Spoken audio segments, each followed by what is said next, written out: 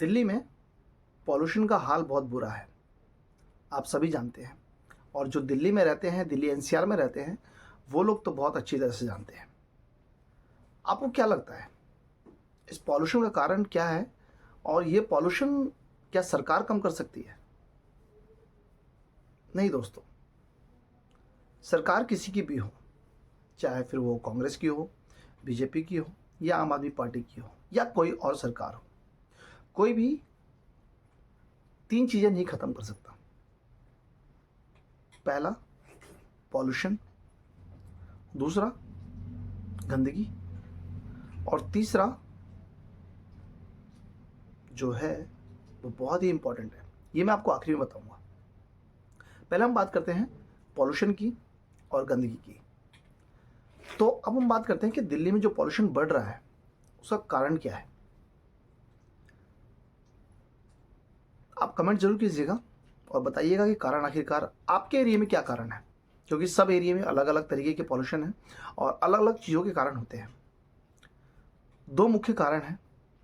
पहला कारण है दिल्ली के अंदर जो धूल मिट्टी बहुत ज़्यादा है, और दिल्ली के अंदर जो है खुदाइयाँ बहुत ज़्यादा होती रहती है, वो तो रुकती ही नहीं है। कभी किसी ने सड़क डाल दी तो पता लगा कि अभी पाइपलाइन डालनी बाकी थी, और जब पाइपलाइन डाल दी तो फिर पता लगा कि अभी तो इसमें वायरिंग करनी बाकी है। तो खुदाइयाँ कभी रुकेगी नहीं दिल्ली के अंदर। दूसरा पॉल्यूशन का कारण है पेड़ पौधे। दिल्ली के अंदर इस स्तर से पेड़ पौधे तोड़े जा रहे हैं, काटे जा रहे हैं, हटाए जा रहे हैं, आधुनिकता के नाम पर, एक नई आप कहिए कि इमारत बनाने के नाम पर। बड़ी बड़ी बिल्डिंगें तो बन रही हैं दिल्ली एनसीआर में, लेकिन बड़े बड़े पेड़ पौधे नहीं लगाए जा रहे। केवल 2 फुट 3 फुट के पेड़ पौधे लगाए जा रहे हैं, और वो भी पेड़ पौधे आपके किसी काम नहीं आने वाले। पुराने ज़माने की बात है कि आज से आप 20 साल 25 साल पहले अगर आप चले जाएं तो आपको पता लगेगा कि कितना स्वच्छ वातावरण था, कितना सुंदर हर गांव हुआ करता था, हर शहर हुआ करता था। लेकिन आज हर जगह जो है बहुत बुरा हाल है। दिल्ली में खास करके, दिल्ली में इसलिए है क्योंकि पॉल्यूशन जो है बहुत ज़्यादा बढ़ चुका है, गंदगी बढ़ चुकी है। पॉल्यूशन का हम पहले बात करते हैं, पॉल्यूशन कैसे कम किया जाए। देखिए, पॉल्यूशन जो है वो एकदम से कम नहीं हो सकता, और कोई भी सरकार इसे कम नहीं कर सकती। अगर चाहती है सरकार कम करना तो उन्हें 5 साल का इंतज़ार करना पड़ेगा, कम से कम 5 साल। और इस 5 साल के अंदर उन्हें हर एक गली, यानी कि सड़कों पर तो खास करके जितने भी दिल्ली के अंदर सड़क हैं उन सब सड़कों पर हर 10 मीटर पर एक ऐसा पेड़ लगाना होगा जिससे पॉल्यूशन रोका जा सके, ऑक्सीजन की मात्रा बढ़ाई जा सके, और हरियाली बढ़ाई जा सके। अब मैं आपको 4 पौधे बताता हूँ। अगर दिल्ली सरकार या कोई भी सरकार ये 4 पौधे अगर लगा दे हर 10 मीटर पर अपने किसी भी शहर में, किसी भी गांव में, उसका पॉल्यूशन स्तर जो है इस तरह से गिर जाएगा जिसकी कोई लिमिट नहीं है। लेकिन 5 साल कम से कम लगेंगे। समय लगता है हर चीज़ में दोस्तों, बदलाव लाने में समय लगता है। जिस प्रकार एक बच्चे को बड़े होने में समय लगता है, उसी प्रकार जो है जीवन को बदलने में, कुछ चीज़ों को बदलने में भी समय लगता है। कई चीज़ें खोनी पड़ती हैं। लेकिन अगर आप नहीं बदलना चाहते तो यकीन मानिए कि आपका जीवन बदल जाएगा। आप आज सांस ले तो रहे हैं, लेकिन जहर वाली। कल को ये जहर वाली नहीं, कल को मौत वाली सांस आप नहीं लेंगे, लेकिन आपके बच्चे लेंगे। अगर आज की डेट में आप अपने बच्चों को पैसे नहीं दे के जा पाएंगे, यानी कि मरने के बाद पैसे नहीं दे सकते तो चलेगा, ज़मीन नहीं दे सकते चलेगा, भविष्य नहीं दे सकते चलेगा, लेकिन जीवन जीने का स्तर अगर नहीं दे सकते तो नहीं चलेगा। इसलिए ये 4 पौधे आपको लगाने बहुत ज़रूरी है। सरकार को इस पर काम करना चाहिए, और समाज के लोगों को भी। पहला पेड़ जो सबसे ज़्यादा ऑक्सीजन देता है दिन और रात, आप सब जानते होंगे, पीपल का पेड़। हर 10 मीटर पर एक पीपल का पेड़ अवश्य होना चाहिए।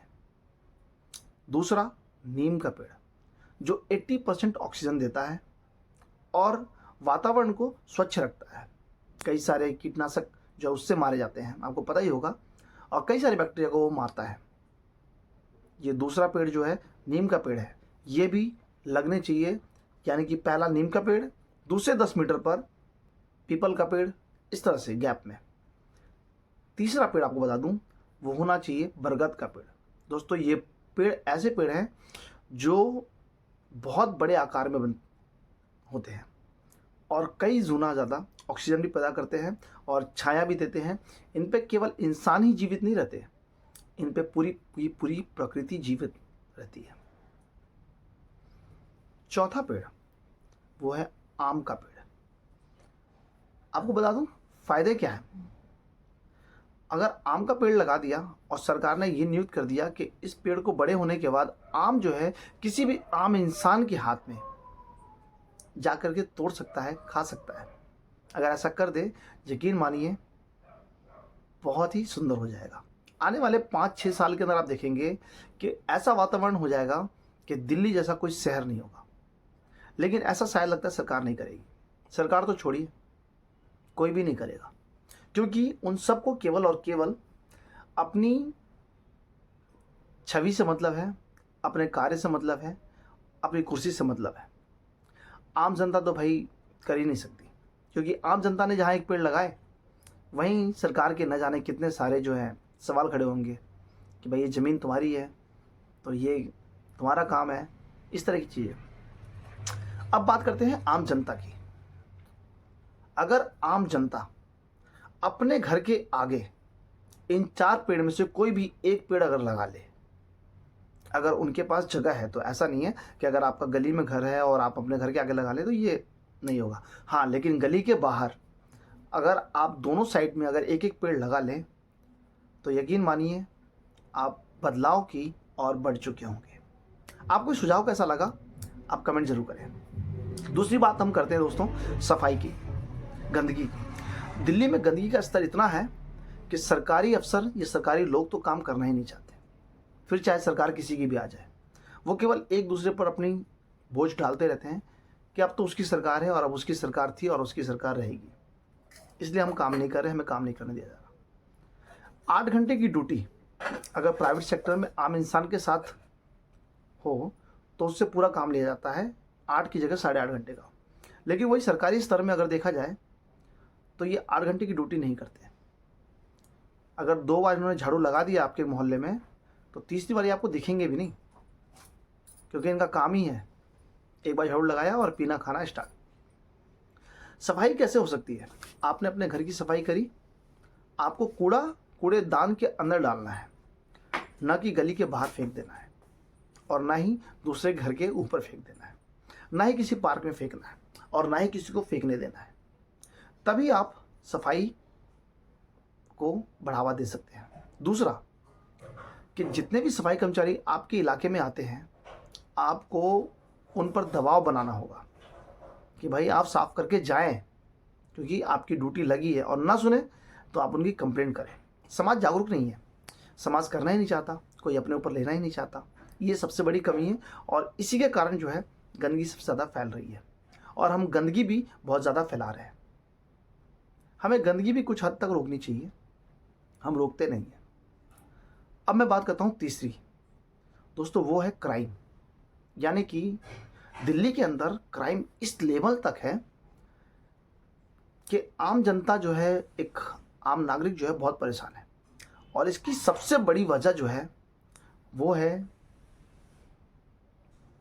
दिल्ली का कानून, दिल्ली के प्रशासन। एक कड़ी बात है, कड़वी बात है, शायद हो सकता है बुरी लग जाए उन लोगों को, लेकिन सच्चाई यही है। आजकल दिल्ली के अंदर कोई भी सरकारी विभाग के अंदर ईमानदारी से काम नहीं करना चाहता। अगर थाने के एसएचओ को कहा जाए कि अगर तुम्हारे एरिया में से किसी के यहाँ भी चोरी हुई तो उस चोरी की भरपाई अगर पूरा थाना करेगा तो यकीन मानिए चोरी होगी ही नहीं। ये हकीकत है।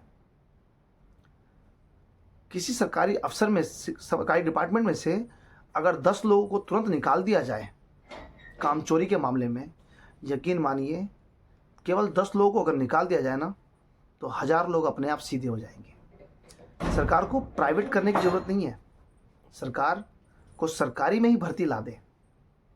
कम सैलरी दे दो, नहीं चाहिए सैलरी भाई 50,000 60,000, आप 25,000 30,000 की सैलरी दे दो, सरकारी नौकरी दे दो बस खाली। आप आज एडवर्टाइजमेंट डालेंगे, मैं कह रहा हूँ आपने 100 लोगों की एडवर्टाइजमेंट डाली, 500 लोग खड़े होंगे, और आप 10 लोगों को निकाल के देखो, 100 लोग सीधे हो जाएंगे। दोस्तों, आपको मेरी बात कैसी लगी ज़रूर कमेंट कीजिएगा, और ये बात शेयर ज़रूर कीजिएगा ताकि सरकार तक पहुँचे, उनके कान तक पहुँचे, उनकी आंखों तक पहुँचे, उनको दिखे कि एक आम इंसान अपने घर में बैठ करके अगर इस तरह की बातें कर सकता है तो उसकी सोच कैसी होगी। ये तो सिर्फ मैं कह रहा हूँ, लेकिन मेरे माध्यम से आपके दिल में भी ये बात ज़रूर होगी। अगर होगी तो दोस्तों ज़रूर शेयर कीजिएगा।